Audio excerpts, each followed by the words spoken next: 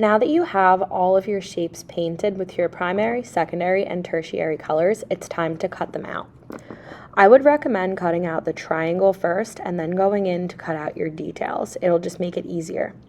As you cut each shape out, you're going to flip it over and write your name and whatever the color is on the back.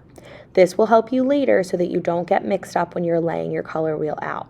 So if it says red above this triangle, then after I cut my shape out on the back of it, I'm going to write my name and the color that it is. This is especially important for your tertiary colors because they could look very similar to your primary or secondaries if you weren't mixing a whole lot of different colors together. Very carefully cut out each shape. Remember, we want them all to look exactly the same. And then write your name and each color on the back as you cut each one out. Don't wait till you have a whole stack to go in and label. After you cut one, label it. Cut and label, cut and label. Once you have a stack of all your shapes ready to go, then we can begin laying them out in order to lay them down. After you've cut all of your shapes, you're going to get a square black piece of paper and use a white crayon to write your name and your homeroom code on the back.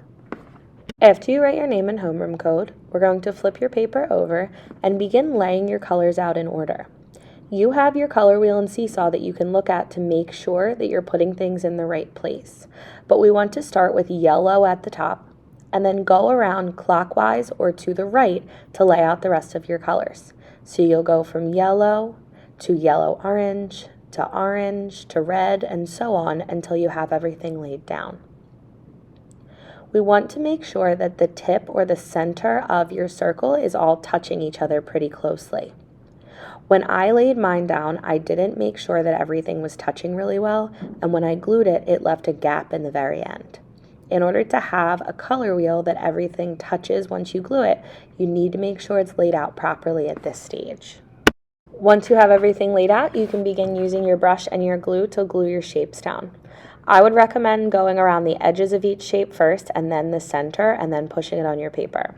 Do not take your glue and paint it all over the black paper and try to lay your shapes down. You need to put your glue on the back of each shape and lay it down and then go to the next one. Just make sure all your edges are pushed down really well and they're pushed as close together as possible to make it look nice. If you're a person who has a shape that you cut a lot of the triangle off, then maybe you'll need to space it out so that there's a little space in between every one of your shapes so that it's even. Just try to not have a big empty space when your color wheel is complete. We want it to be nice and even and symmetrical looking once it's finished.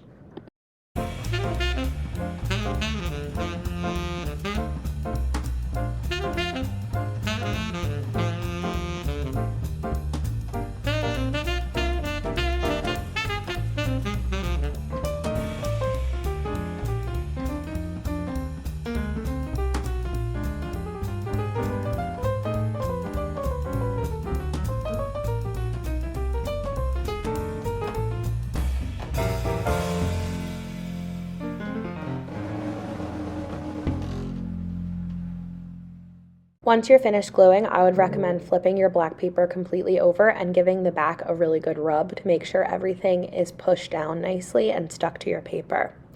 After you make sure that everything is glued down properly, then you are ready to photograph your artwork and then upload it to Artsonia.